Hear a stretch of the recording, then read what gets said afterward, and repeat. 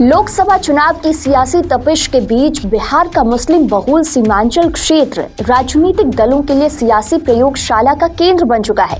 BJP के निशाने पर सीमांचल का इलाका है, जिसके तहत पार्टी अध्यक्ष जेपी नड्डा कटिहार से 2024 के चुनावी अभियान की हुंकार मंगलवार को भरेंगे। बीजेपी के बिहार में लाइन ऑफ एक्शन पर कांग्रेस भी चल पड़ी है। कांग्रेस की भारत जोड़ो न्याय यात्रा किशनगंज से एंट्री कर मंगलवार को पूर्णिया पहुंचेगी, जहां राहुल गांधी एक बड़ी रैली को संबोधित कर मिशन 2024 का शंखनाद ही नहीं बल्कि सीमांचल में असदुद्दीन ओवैसी के सियासी फैक्टर को बेअसर करने की रणनीति बनाएंगे। तो नमस्कार, मैं हूं आपके साथ कोमल।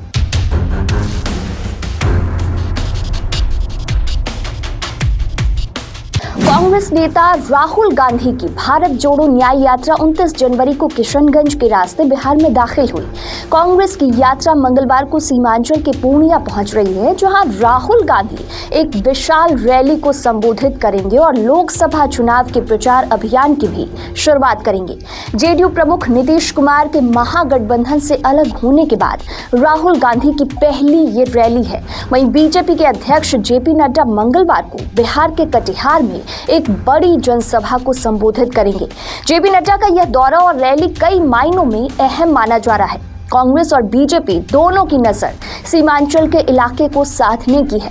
बिहार के सीमांचल इलाके में 40 से 70% तक मुस्लिम समुदाय की आबादी है, इसलिए असदुद्दीन ओवैसी ने बिहार में इसी सीमांचल के इलाके को अपनी सियासी प्रयोगशाला बनाया, जिससे कांग्रेस और आरजेडी को तगड़ा झटका लगा था। 2019 के लोकसभा चुनाव में बीजेपी ने इस क्षेत्र की 4 लोकसभा सीटों में से एक अररिया से जीत सकी थी, तो एनडीए में रहते हुए जेडीयू ने कटिहार और पूर्णिया सीट हासिल की थी। कांग्रेस किशनगंज सीट जीती थी। सीमांचल इलाके की 24 विधानसभा सीटों से 16 पर महागठबंधन का कब्जा है। कांग्रेस के 5, आरजेडी के पास 7 सीटें हैं, तो जेडीयू के पास 4 सीटें हैं। आरजेडी की 7 सीटों में ओवैसी के 4 विधायक भी शामिल हैं। 2024 के लोकसभा और उसके 1 साल बाद 2025 में होने वाले विधानसभा चुनाव के मद्देनजर बिहार में कांग्रेस और बीजेपी सहित सभी दल अपनी अपनी सियासी बिसात बिछाने में जुट गए हैं। सीमांचल के जरिए बीजेपी धार्मिक ध्रुवीकरण का दांव चल रही है, जिसके चलते अमित शाह के बाद अब जेपी नड्डा पूर्णिया पहुंच रहे हैं। अमित शाह ने नीतीश के महागठबंधन में जाने के बाद पूर्णिया में रैली की थी, तो जेपी नड्डा अब तक पहुंच रहे हैं, जब नीतीश कुमार की दोबारा से एनडीए में वापसी हो चुकी है। इस तरह बीजेपी सीमांचल के इलाके पर खास फोकस कर रखा है, ताकि बिहार में क्लीन स्वीप किया जा सके। 2024 के चुनाव में बीजेपी बिहार की सभी 40 सीटें जीतने का टारगेट सेट कर रखी है। इसी के मद्देनजर जेडीयू की वापसी कराई गई, जिसके बाद एनडीए का कुनबा भी अब काफी बड़ा हो गया है। एनडीए में अब हिस्सा बीजेपी, जेडीयू, एलजेपी दोनों गुट, जीतन राम मांझी की हम और उपेंद्र कुशवाहा की पार्टी शामिल है। बिहार में विपक्षी गठबंधन के सामने एनडीए का दायरा काफी अब बड़ा हो गया है। मुस्लिम बहुल सीमांचल के कटिहार को कांग्रेस के दिग्गज नेता तारिक अनवर का गढ़ माना जाता है, जहां फिलहाल जेडीयू का कब्जा है, लेकिन वो फिर एक बार चुनावी मैदान में उतरने की तैयारी में है।